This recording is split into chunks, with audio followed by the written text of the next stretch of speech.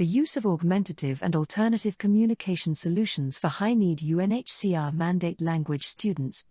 The uprooting of refugees, migrants, and asylum seekers is the most dramatic and educationally disruptive population movement of the 21st century, often involving long periods in and transition through several countries before individuals can return or receive permanent resettlement. This disruption has a significant effect on the learning ability of displaced persons. In addition, this disruption, and a lack of equality, impact the ability to communicate basic needs across multiple languages, countries, and boundaries at both a humanitarian and official level. The United Nations High Commissioner for Refugees, UNHCR, is the international organization monitoring, supporting, and overseeing the millions of displaced people globally. Figures as of November 1, 2022, UNHCR, Global Appeal 2023, estimate that 89.3 million people have been forced to flee due to war, famine, or poverty, and are actively under the UNHCR or related mandate, with half classed as minors, under 18. According to the Home Office, the number of UNHCR mandate individuals arriving in the United Kingdom during 2022 gives the figures a human perspective. Immigration Statistics Data Tables, year ending September 2022. Afghanistan, 23,000. Ukrainian 130,000. Hong Kong 70,000. Asylum, migrant, and refugees from Africa, Europe, and the Middle East arriving via Europe, 60,000. Translation costs for basic needs are high, with the UK spending £750 million between September 2021 and September 2022, with an extra £23 million in ESOL English language classes, BOLT, 2022.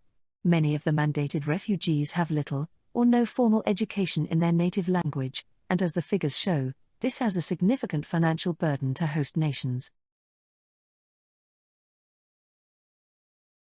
Can augmentative and alternative communication methods reduce costs and empower service users by quickly giving basic vocabulary? Alternative communication methods are the tools and strategies used to solve communication challenges for people unable to communicate using everyday speech. In the context of this presentation, a lack of common language and understanding is the barrier. Augmentative communication refers to systems that supplement natural speech instead of replacing it. The term alternative is a later addition as it became evident that non-speech systems were some people's only means of communication. As the name suggests, unaided alternative communication systems rely on someone's body to communicate messages. Unaided communication systems include body language, gestures, facial expressions, and sign language. The systems do not require any external tools. Body language and facial expressions are informal types of unaided communication systems. More formalized unaided communication systems include gestural codes, i.e. the AMA LND is based on the Plains Indian Sign Language. Makaton, an AAC based on British Sign Language and used with children classed within the educational curriculum as having special educational needs and disabilities, SEND. Unaided communication systems are a possible solution to language acquisition for UNHCR mandate refugees because they are an efficient way of communicating. For instance, unaided communication systems like sign languages permit the expression of countless messages without the need to learn a complex second language. Another notable benefit of unaided communication systems is that they are available to users without the need for technology or common vocabulary. To assess UNHCR mandate learners, two related and critical factors must be understood, as previous education plays a vital role in acquiring an additional language. First, some arrive without age-appropriate schooling and may need to develop the skills needed for mainstream classrooms. These include social and cultural understandings, prior subject knowledge, and learning strategies. Second, due to limited or interrupted education, many have low or non-existent literacy levels in their mother tongue. Low literacy is especially notable in females from a traditional or strict cultural background.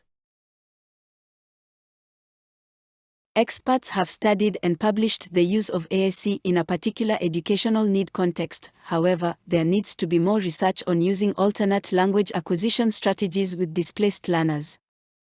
Glennon, 1997, traces AAC back to Roman and Greek culture historically through its use as a tool in debate.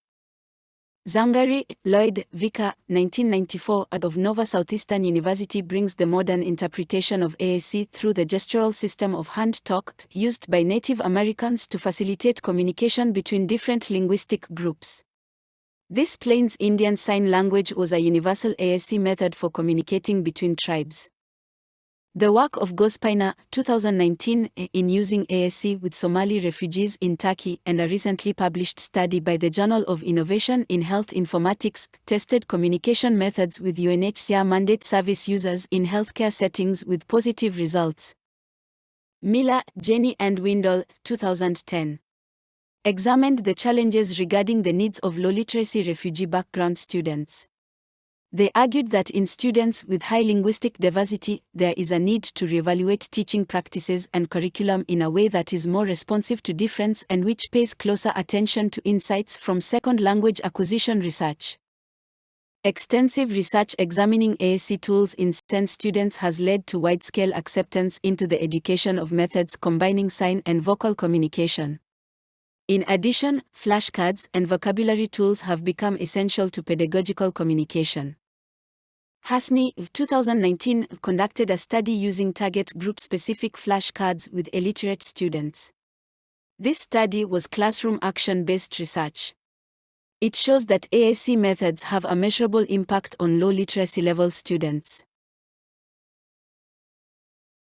The use of augmentative and alternative communication solutions for high-need UNHCR mandate language students. Aim: what, if any, augmentative and alternative communication products can reduce costs and empower UNHCR mandate refugees by quickly giving basic vocabulary? Objectives: evaluate the language acquisition tools used by support workers to teach basic need-driven vocabulary. Investigate unaided AAC products used in SEND applications. Observe and record the use of language acquisition products by passively comparing student groups. Analyze the feedback of support workers using different products in student group progression. Present a reasoned argument for reducing the time and costs of UNHCR mandate students in essential need language acquisition by the use of targeted products. Research methodology.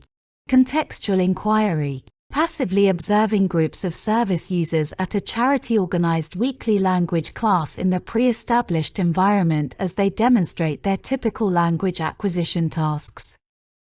A trained support staff leads the service users. The primary method is observing the ongoing mood of the groups, the retention rate, the frequency of attendance, and the acquired language used to communicate basic needs with support workers.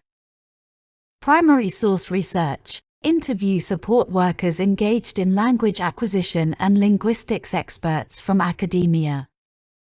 Statistical data analysis. By using published data from national, government, and international organizations to assess the costs, constraints, and numbers of refugees, migrants, and asylum seekers concerning language and education. Literature review. Secondary research conducted by using a literature review targeted at the historical development of AAC. Secondary research into the use and deployment of AAC strategies and products in language acquisition, as well as the testing and trials of language methodologies with displaced groups. Research findings. ESOL is the UK standard second language teaching method, and it does not follow a national curriculum structure as mandate persons are often moved through the immigration service. The modern version of AAC dates back to the use of Native Americans for communication with different linguistic groups. Service users under the UNHCR mandate have different needs from formal ESOL students. Unaided alternative communication methods have a historical background. Translation services funded by governments have a severe financial impact on the host nation's response to a humanitarian crisis. Many females under the UNHCR mandate have no or meager formal education in their primary language and are considered illiterate, due to cultural conditions.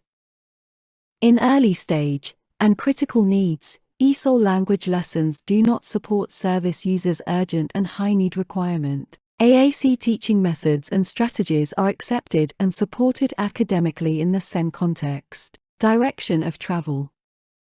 Discover additional language acquisition tools. Continue the passive observational research of groups of UNHCR refugees and evaluate AAC teaching tools, i.e. sign language, flashcards, first words books and other no-technology products. Secondary research conducted by using a literature review, targeted at the historical development of AAC. Secondary research into the use and deployment of AAC strategies and products in language acquisition, as well as the testing and trials of language methodologies with displaced groups.